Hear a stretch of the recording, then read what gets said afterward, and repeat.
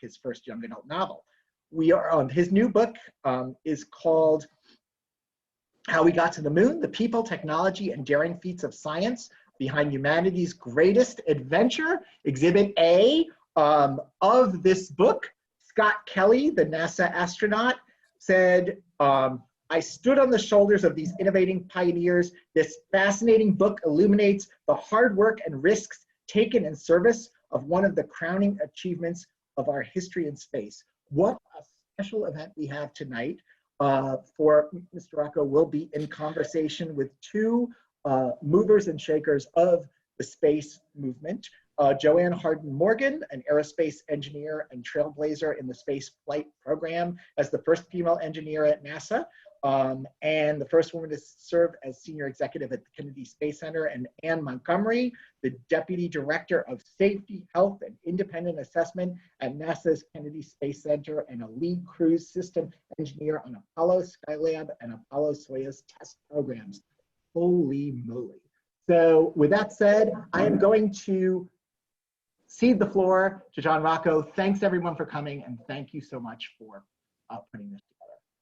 Thank you, Daniel, and thank you to Boswell Books for hosting us tonight. We're super excited to be here, and yes, we're sitting amongst giants tonight.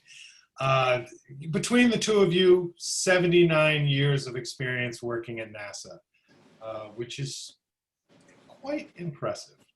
And I want to talk a little bit about going back to, well, for you, JoAnn, it was 1959 or 58. I think it was 58 when you started working in rocketry. And was it 1968 for you, Ann? Yes, it was. You started with NASA? Yes. So going back, I want to talk about those aha moments that you have in your life that suddenly shift to find a new road to what you're going to basically spend the rest of your life doing. I know for me, I was studying engineering, and then I was living with an illustrator, and I thought what he was doing was the coolest thing I'd ever seen. And that was a kind of a big aha moment for me. But I'd love to hear from both of you. What was that aha moment that said, you know what, I'm going to go down this road and I'm going to be an engineer? When really back then, you could say that the jobs that were available for women were like, you could be a nurse, you could be a teacher, you know, it was very limited, like a secretary. But you two said, no, I'm going to do this engineering thing. So I'll start with you, Ann. All right. For me, math was easy. So I had a math degree, and I thought, well, computers were my field. And the aha moment for me was the interview for my NASA job. I interviewed in three different divisions, two of them computer related. And I interviewed with Harry Schoaf, and he was the first person that treated me like a human being rather than a little delicate flower to be protected. And I remember thinking, he was the head of mechanical systems. So I thought, I don't have a mechanical engineering degree. And I said, you know, how would my degree relate to all this? And he said, you just need common sense and the ability to get along with people. And I thought, well, I can do that. And the two things he promised were meeting astronauts and travel. And when you're 21, both of those sounded like absolutely wonderful things to do. And I thought, you know, I think I want to do this. He was true to his word. Within 2 weeks, he was a personal friend of Gordon Cooper's, and we went to the crew quarters, and I met Gordon. And about within the first 2 or 3 months of my job, I went to Los Angeles with a group of people, and then they sent me to the big city of Los Angeles on my own with a rental car, and it just changed my life. It changed my perception of myself, and therefore my life. And so, yeah, it was a field I had never considered, a very small field, but I'm glad I did it. Yeah, and you spent another 34 years there. That's exactly right. So just one kind of detail that I want to impress upon the people that are watching, you work directly with the astronauts, Yes. training them how to use the equipment that they were going to use on the moon. Letting them see the actual real equipment. They worked in simulators and trainers out in Houston, but when they came to our lab, this was the equipment they'd actually be flying with. Mm-hmm. So they came in multiple times during a mission and spent time with us, and we would then go when they did other training exercises to see how our equipment should function too. So yes, we saw them a lot. Right. It's pretty cool. So JoAnn, your aha moment. Well, I'm a little bit older than Ann, so mine came in 1958. I was a senior in Titusville, Florida in high school, and I was near Cape Canaveral, so I was used to seeing launches, and my father worked for the Army and at their missile firing laboratory, and so other students that I went to high school with, their dads worked at Cape Canaveral and for the Navy, the Army, or Air Force. So seeing rockets launched and blown up it was no big deal to me. In fact, by 10th grade, I pretty much thought, oh, I'll get married, have 6 children, and be a piano teacher, because I love music and I played piano. And like Ann, math was easy for me, all the math and science, and I was a good student, and I had made really great grades. I mean, scores on my college entrance exams, and had offered 2 scholarships to college. But in January of 1958, Explorer 1 was launched, and I saw that launch as a high school student. And those sort of old hat launches started to mean something huge to me, because the Van Allen belt was discovered. And that's new knowledge that no human on Earth ever knew about. And the realization hit me as a 17-year-old, there's going to be massive new knowledge that we gain as the population of planet Earth, that comes from getting out there and looking out and looking in and understanding what's going on. So that the attraction to me was new knowledge. All of a sudden, I wanted to be in on that. I love learning and learning new things. And so I was down at the post office, and there was an ad on one side of the door were the FBI's most wanted pictures of these criminals, and on the other side were ads for jobs at Cape Canaveral. And the Army had an ad that said, we're going to hire 2 students who want to be engineers, and there were requirements, and you had to have recommendations. And so I went over and told the postmaster, who was a friend of my parents, I think I might apply. And he said, good idea. I've got the Form 57 to apply for a government job. Here, he handed me the form. So, I mean, the people in town everybody supported me. Oh, JoAnn wants to be an engineer and go to work at Cape Canaveral. And so the Army hired me. I mean, I was kind of surprised, but then now as I reflect, I thought, well, my dad had a security clearance, my mother had a security clearance, and I had the okay grades. It was probably an easy decision, you know, when they saw, first of all. So literally I had a security clearance and I was 17, and I just graduated from high school. Can you believe that? 3 days after graduation, I went to work for the Army Ballistic Missile Agency's firing laboratory, and I worked on my first launch on Friday night. And it was I was operating. You started that Monday, right? I started on Monday. I had a training session. I was tested for eye-hand coordination, and I with 2 soldiers who were GIs. I thought they were like 10 years older than me. Turns out they were 19. And we all got tested who was going to operate the instrument to do visual tracking of the separation of a first stage and a second stage of a Redstone rocket. When they separated, these flares would come out, and we had to map those on a little template. So that was my first launch related job on a Friday night. And literally, I tell people I got rocket fuel in my blood. I was hooked. I mean, I didn't even want to go off to college. I just wanted to stay there and work. It was so much fun. And I have to say, in that period from 1958 to until I retired in 2003, other than going to college and studying, I was always working there at Cape Canaveral. But my career offered me the chance to learn something new every day. I never had a dull day. There were bad days, but I never had a dull day. And today I look around and see people who complain about, oh, how dull they were. And I think, listen, you just find something that you love and you enjoy. And for me, it was the learning of new things. I just thoroughly enjoyed that. So, but back to your question, my aha moment, was Explorer the realization that new knowledge, the power of that, it just hit me and it overwhelmed everything else that I ever thought about doing. Yeah. So for the viewers, Explorer 1 in 1958 was the first satellite that the United States had put up into orbit.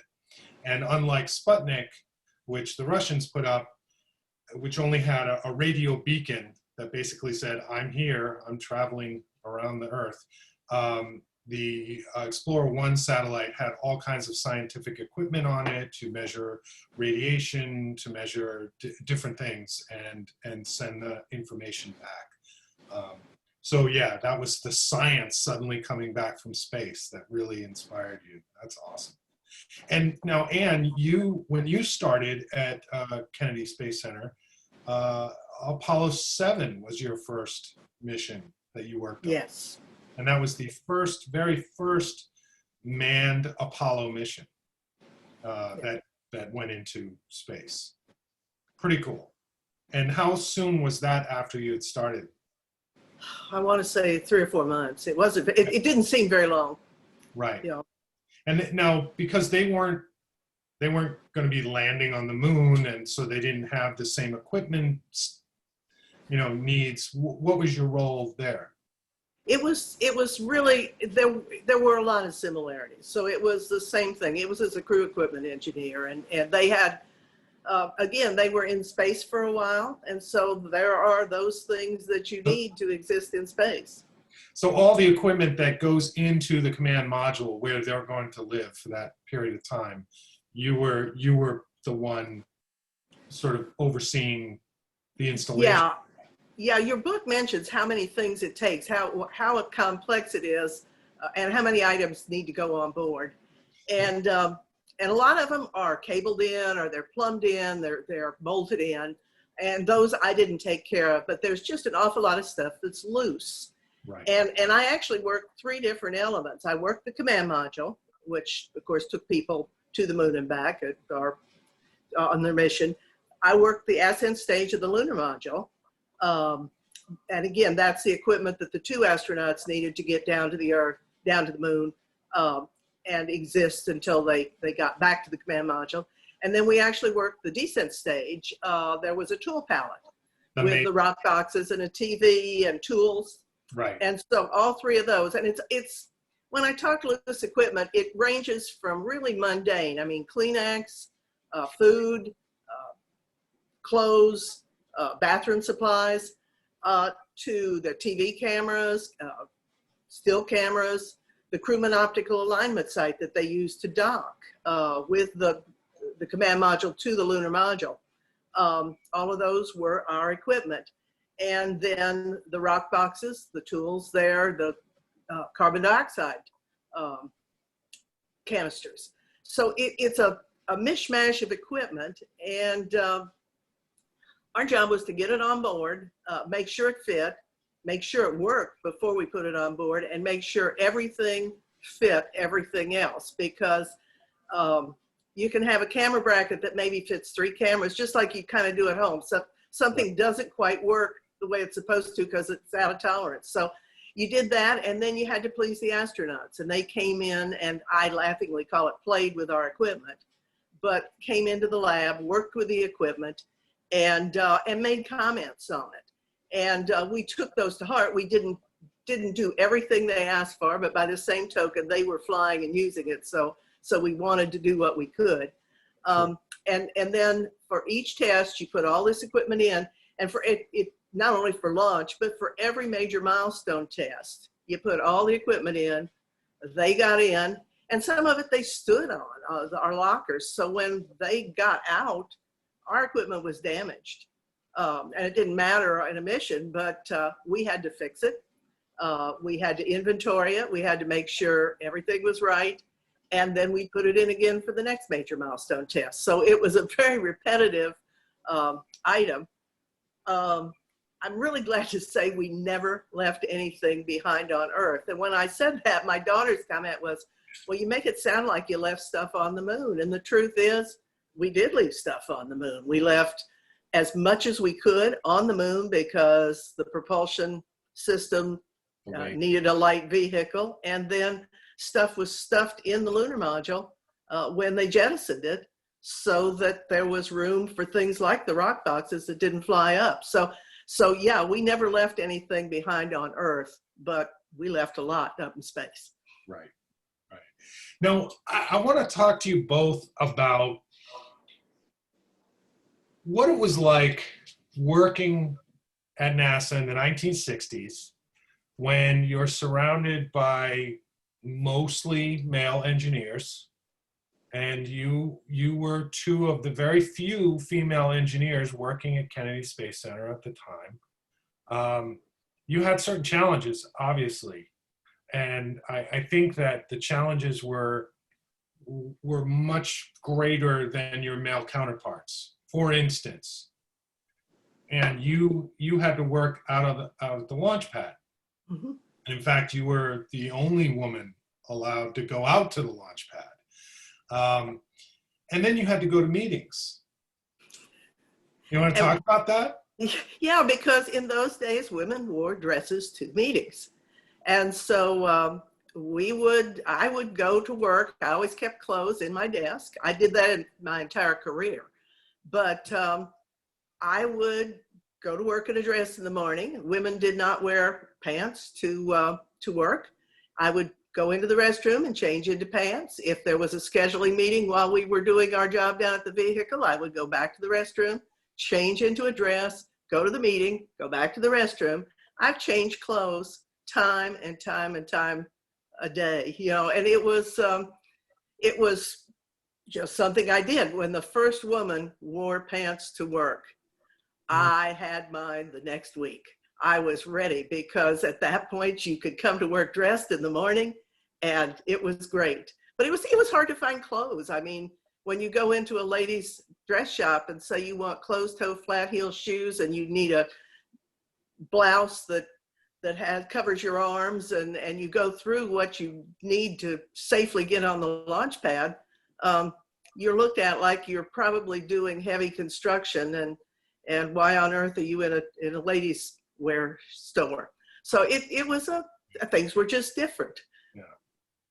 And for you, JoAnn, I mean, I know you talked to me about this one thing that struck me was when you started at Kennedy Space Center, it was still being constructed. It was still under construction. And you had an office in the vehicle assembly building. I don't know which floor there's, you know, but it was up there. Something like 18 flights that you had to walk up because the elevators weren't installed. Am I remembering that story correctly? Well, a little garbled up. Actually, I did start there when I was a student before NASA existed. So there was no Kennedy Space Center. So I first worked in the laboratory, and then we got rolled into NASA, which was founded in October of 1958. I mean, it was announced, but the actual starting to merge all the different departments of government into the new NASA, that occurred over a period of time. Right. So in the beginning, when I worked there, I want to follow up on the clothing thing. Like Ann, I had to go to the supply area and they did not have a shoe small enough. We had to have steel-toed boots to go out and do inspections at the launch pad. And our tracking hardware was a set of racks, 2 racks of equipment in the blockhouse at Blockhouse 26. And, and they didn't have a shoe small enough for my foot. And the overalls were so baggy, I had to roll them up about 6 times and put rubber bands around them. So, you know, I had some crazy things with the clothes too. And she was right. We had to wear skirts. I wore skirts and sandals in the office area. But back to your question about when under construction, I was part of the site activation team as we built the whole Launch Complex 39. So I got to go to the pad while it was being built, or to the vertical assembly building as it was being built. And in the beginning, the elevator did not go up, but I think it was about 30, it was a 52-story building. And it wasn't my office, it was the penthouse where our equipment, our instrumentation equipment and antennas were gonna be staged out of. So I had to go all the way up to this penthouse on the roof. And that was what was such a difficult time. I mean, I had the world's skinniest woman's legs ever from walking up those stairs, because I had to walk over 20 floors to get up there, and hauling my equipment and my books. Sometimes I would have to take 2 trips up and down those stairs a day. When I went, I carried as much as I could. But you know, the things that we had to do, activating the launch pads and getting the firing rooms checked out and ready and all that. I mean, I spent years working on that. And then when we came around to the Apollo series and working on those, you know, meanwhile, we also going back and forth working the Gemini program. And so, yeah, it was a lot of fun, but usually I was the only woman where I worked. The only woman in a lot, those first 10 years from 58 to well into the late 60s, after 65. Usually every meeting, the office where I worked, I mean, there was a secretary, but she was down the hall in one of the director's offices. And but we didn't spend a lot of time in an office. We were always out in the field doing our jobs. Right. And were there other women on your team? Not really, no. Yeah. In fact, we had a really, fairly small team, and no, it was very unusual to be out there. Restrooms were a bit of an issue. Pad A had a restroom, and when I got to Pad B in the middle of the night one time, I remember finding a janitor and saying, "Sir, where is the ladies' room?" And he said, "Oh, ma'am, we don't have one." Mm. Just simple things. They didn't bother to design one because they didn't think they needed it. Right. So no, there weren't many women there. Hmm. So, and I think it was Apollo 10 and the Apollo Soyuz that were launched at Pad B. I don't even. Yeah, it's funny. I don't even remember which ones, John. A couple that were launched from Pad B. Most of yeah, it wasn't used that much. So, I mean, there must have been a lot of challenges being the only woman in your field of expertise, and what you probably had to put up with, I can't imagine.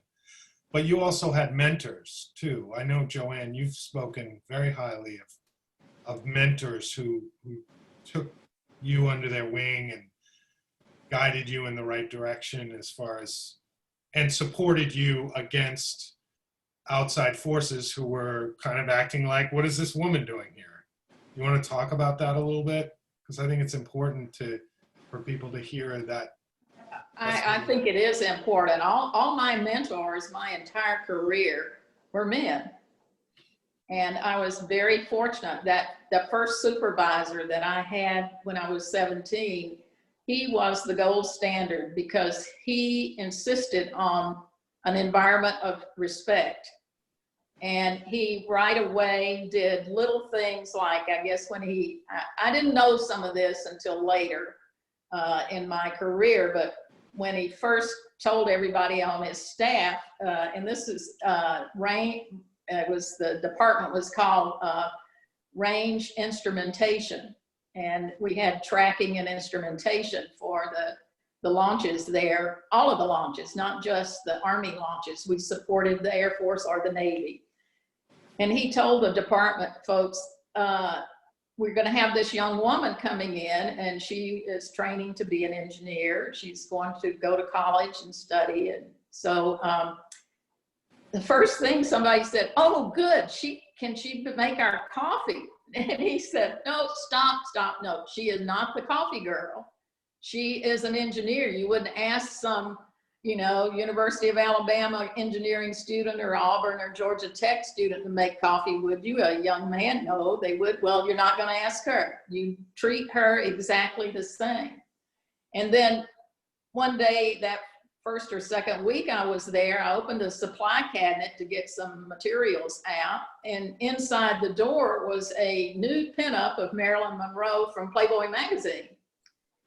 And I sort of closed the door, and here I'm a 17-year-old, just got out of high school, and a memo came out. It said, nude and lewd pictures, cartoons, etc. are not acceptable in the office setting. And they all disappeared.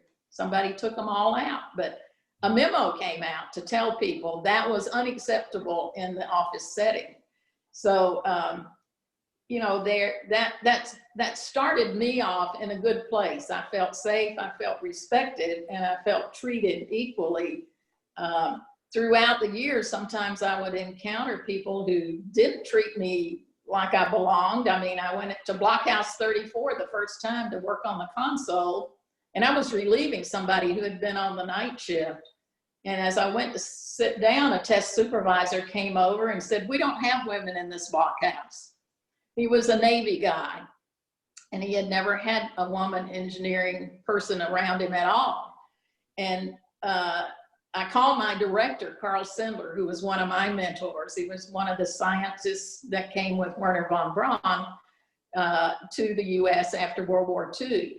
And I said, Mr. Sindler, this guy says they don't allow women in this blockhouse. He said, sit down, plug your headset in, run your tests. I want results at the end of the shift. So I did what he said, not what the test supervisor, who was in charge of that blockhouse. So then later on in the afternoon, Rocco Petrone, who was the whole program, Apollo program guy in charge, he came over, and he had seen me in meetings. I had briefed him a couple of times on different problems. And he said, JoAnn, you're welcome to work here. So I knew it had gone all up and over, the chain of command through the program from my director, and everybody got involved. But I was lucky because from the very beginning, working for the Army's Missile Firing Lab, I was part of the Wernher von Braun team. And Dr. von Braun, Dr. Debus, they all knew me. They knew me from the age of 17. They watched me evolve and study and learn, and they watched me get trained in different departments. And so, I always felt like I had good backing from the top down, and I was very fortunate in that respect. Yeah. Well, the thing that my takeaway from that too is because you had invited me down to Florida for the Apollo 50th. My wife and I came down for the Apollo 50th anniversary luncheon for all the women who worked at Kennedy Space Center on Apollo. I think you were in Iceland, right? I was in Iceland. You were Yes. in Iceland, so you couldn't make it. But what I gleaned from that luncheon was that you turned around and became a mentor for many, over the next 45 years of you working at NASA, many, many women that you mentored into the program, and you took them under your wing and helped them get their engineering degrees and get the respect that they wanted and deserved. And I guess what I want to ask, and someone also asked this question on the chat, was when you both were at Kennedy Space Center, how many female engineers were working there? And then the second part of that question is, how many were working there by the time you left in the early 2000s? I mean, you don't have to give an exact number, but like just to give us the general. I would say, because I have looked at the data and I co-authored a study of the first 25 years of women working at Kennedy Space Center. Jim Ragusa, Dr. Ragusa and I wrote this paper, and Ann Bolton did a lot of the statistical analysis for it. NASA had pretty good records starting in the 1970s, but the 50s and 60s, the records aren't great. In the beginning, there were, I would say by the time Ann came in 68, that period of time, there were maybe a good 500 women working at the Kennedy Space Center. However, only about 17 were technical. That is engineering or scientists, and 17, and the total workforce was a couple of thousand. Right. So and then the bigger workforce, including all the contractors, there were some women out in the contractor workforce as well, but we were definitely, you know, loners in each of the departments we were in, like Ann in her area. And the only place that had a few women was the computer systems division, because they had computer programmers, and that was a new field, and a lot of men who were engineers didn't want to do that. They didn't like the idea of those computers, but the women just did what they were asked to do. And if they were sent to program in Fortran or whatever, they would do it. So we had Ann Bolton and Sherry Murillo and several women, and Georgia Brock, they were all over there in the Central Instrumentation Facility. And then Judy Anderson came in, Judy Anderson Kersey. She was the first woman guidance engineer for the launch vehicle. So, and there were the companies. I remember Grumman had a woman who was an engineer, Mrs. Hoffman Kilkelly. She's still living, 97 years old. She was the first woman electrical engineer to graduate from the University of Miami. The only woman engineer who worked on the lunar module. The only woman engineer. She was up at Grumman in Bethpage, New York. Right. And then we had Jeanette Denny Jones, who was a civil engineer, first woman to get a civil engineering degree from the University of Tennessee. And she was working at Oak Ridge. She was older than me, but she was working at Oak Ridge, Tennessee, and she applied to come to Kennedy Space Center, and we hired her.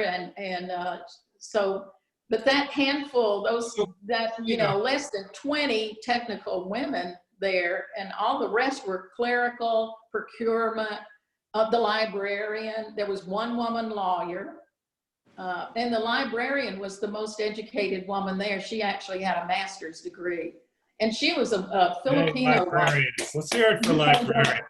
Well, the technical library was a big deal. Everything was in paper. I mean, there were everything was on paper. I mean, if I wanted to work, I was given an assignment to do some studies of the different types of radar that were available for tracking, because I was working on Doppler tracking at the time. And I had to go to the library, and part of the radar data were classified. So you had a special procedure because you're having to get military secret information about how these radars function and what their tracking capabilities were. So Mrs. Russell was the one person you had to go through. If you didn't go through her, you didn't get to see the data. So, it was pretty interesting. And a lot of people today think there were no women. There were women, but they were working in a unique fields, and the clerical work was massive.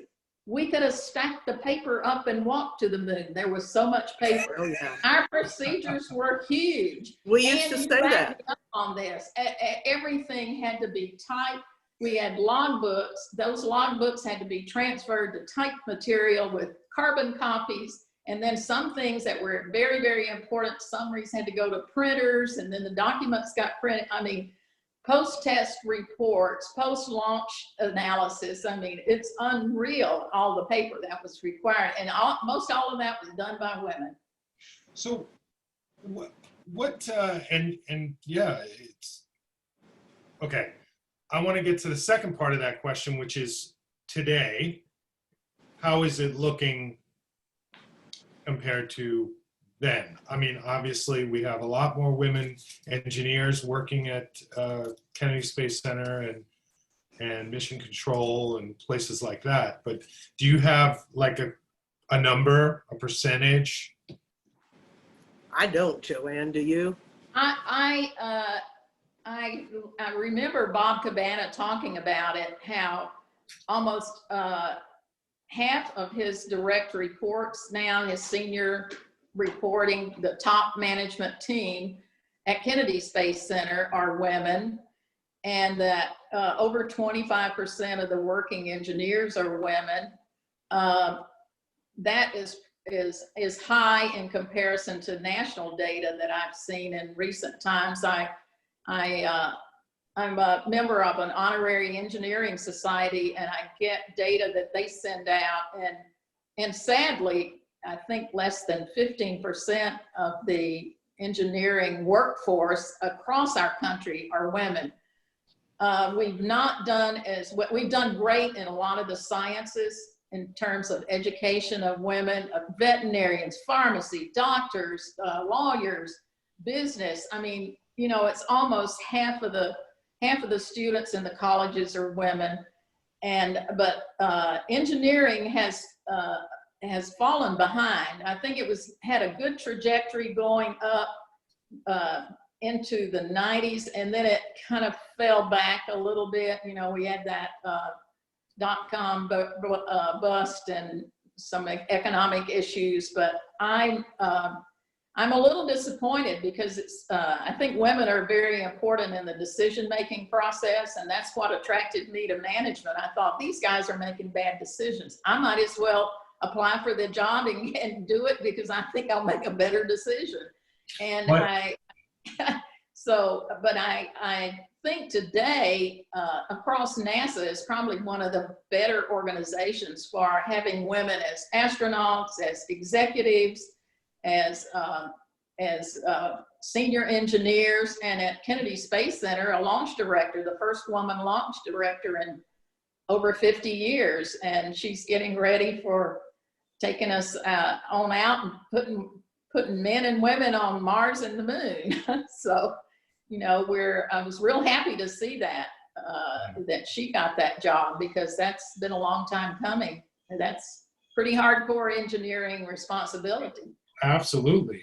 And speaking of first, Ann, you were the first flow director at KSC, and for those of you who don't know, could you tell me and tell us all a little bit about what is a flow director, and what was your role, and how did you end up there?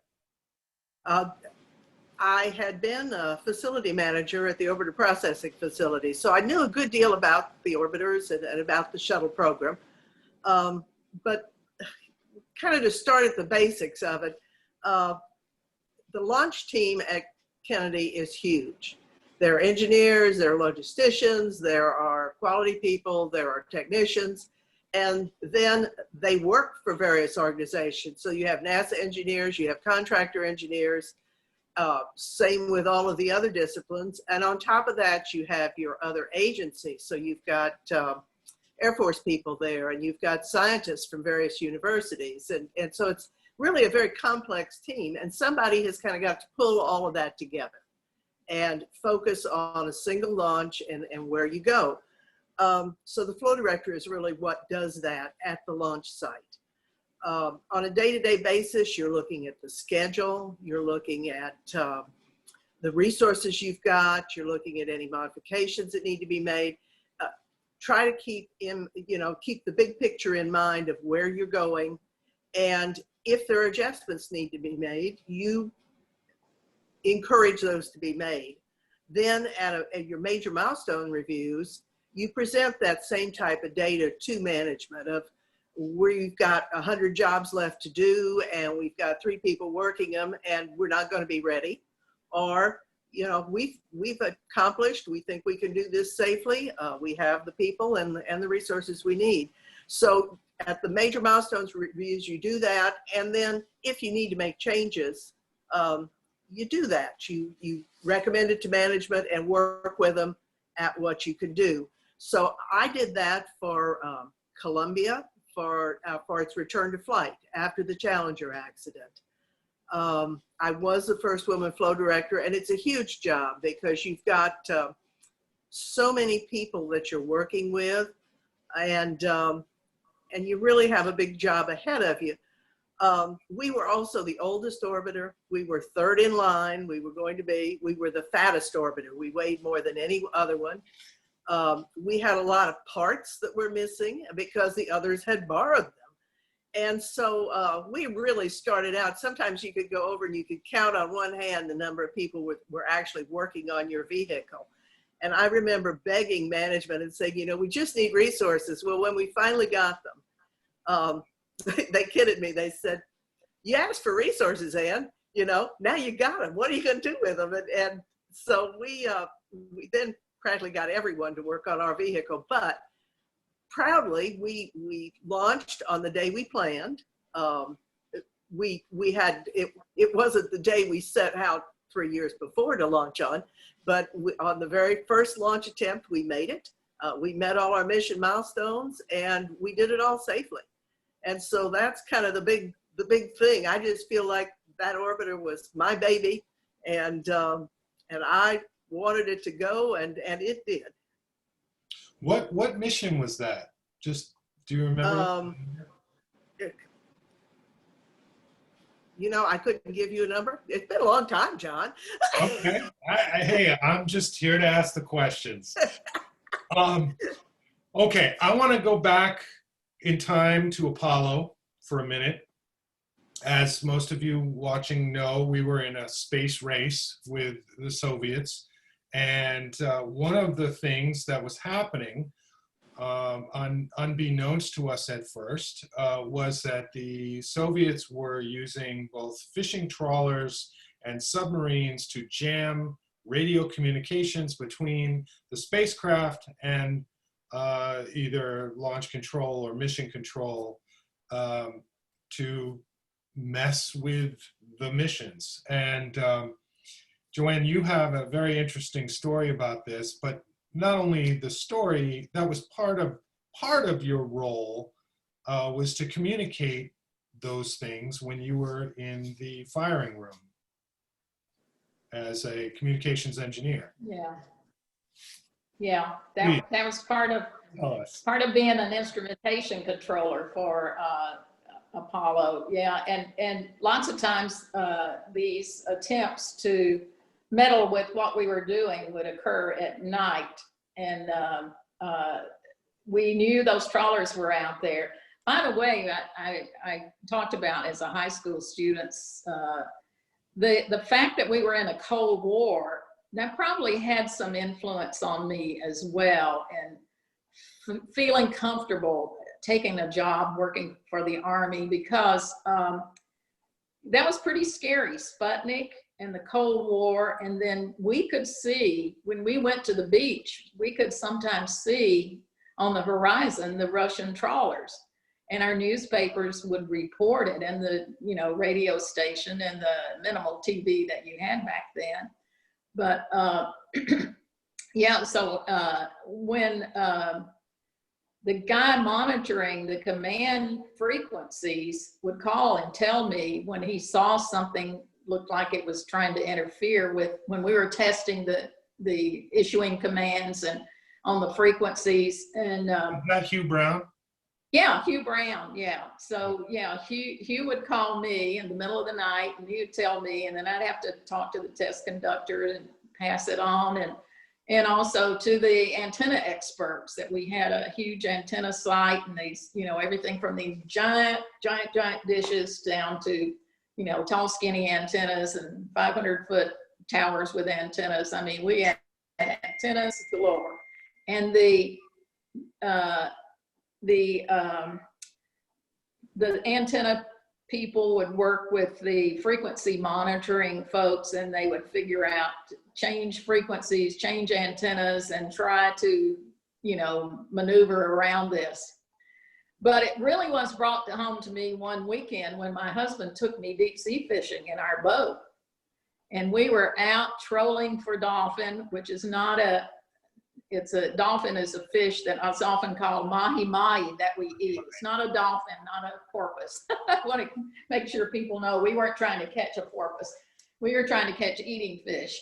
And the fish weren't biting, so I was taking a nap, and I laid down, and then I got up, and I was sort of half asleep, and I looked over, and there was this funny looking ship, and it had a red star, and I said, that's a funny looking Texaco ship, because other times when we've been deep sea fishing, we would see Texaco tanker ships, in the Gulf Stream, as we were out on the edge of the Gulf Stream. And my husband, who had been in the Navy, said, "Joe, that's a submarine. That's a Russian submarine." And we were close enough, we could see 3 men out on the top of that. They'd come down off the conning tower, and my husband got his camera out. He's going to make pictures. He's going to report it to the Coast Guard. And they were shouting, "Net." They didn't want us to be making. They saw that I thought, oh my God, we're going to get shot by the Russians before we can. Anyway, he cranked up the boat, and we got the heck out of there and went back to Port Canaveral and went home. And he did report it to the Coast Guard. But, that really brought it home to me. These guys are out here. They want to know what we're doing. They're trying to see and learn and meddle if they can. So, yeah, that was a scary thing. So, yeah, it's unbelievable. So I want to sort of finish up here with I'd like you both to impart some wisdom to young women who want to go into fields that are predominantly male fields, in STEM. There are still many areas that are predominantly male, and you did this when there were almost no women in your field, and you learned a lot, I imagine. So what would you say to a young woman who wanted to pursue whatever it was, engineering or mathematics or science and any of the STEM related fields? Ann, go ahead. Okay, first of all, certainly do it. I mean, it was, as JoAnn said, there were no dull days. I loved what I did. I changed jobs various times with NASA, but I never left Kennedy Space Center. And there were no dull days, and I loved my job. But, we were part of a team, and most people on that team wanted the team to succeed. They didn't really care if I was a woman or not. There were a lot of mentors, not just supervisors, but people that I worked with that, would help me, particularly when I was starting out, because they wanted the mission to succeed and the team to succeed. Not everybody was that way. I remember stomping back from a meeting and saying to one of my coworkers, "This guy really hates having to work with women." And he turned around to me and he said, "Ann, he's a jerk to everyone, not just women." And all of a sudden, that was kind of a revelation too. He really was. It wasn't me, but certainly, if you want to do it, you can do it. You don't have to solve. You don't have to take every challenge that's given to you. There were several. I can remember early in my career being called in with all the young engineers. And the man started the meeting, who was my branch chief, with, "Well, Ann, I don't know, we've got you here, but if you're a woman, you won't be considered for this job, but here's this wonderful opportunity." And I got out of the meeting and I thought, I should apply for that just out of spite. And then I thought, I don't really want that job. Just spite isn't the right thing to do here. And there were so many opportunities, that I would think, I'd really like to tell them that. And then I think, well, why pick that battle? But when there are the battles, face them and do your best and look for those mentors. And there are a lot out there, people that helped me from the day one. And so it's not always easy, but have a good attitude about it, and you'll find it's a lot easier than you think it was. Nice. And you, JoAnn, did you want to add to that? Well, I mean, she covered a lot of ground there. Yeah, Ann hit a couple of key points. Almost any place you go, you are also going to be part of a team. It might be a little mini team of 3 people, or it could be a huge team of hundreds of thousands like we were on for Apollo 11 and going to the moon. Regardless of the size of that team, you need to fit in and work with everybody. And that means do your work, educate yourself where you're competent to do your work and get that accomplished. I always tried to do my work as fast as I could. And I see now, I was out at this SpaceX launch pad last year and had an opportunity the day after launch to do a little pad walkthrough with some of the part of that team. And they were asking me this very same question because several of them were women. And I said, don't you find when you do your job and you do it quickly, you know, you're appreciated? And they said, hey, the fastest person on the team becomes a team leader.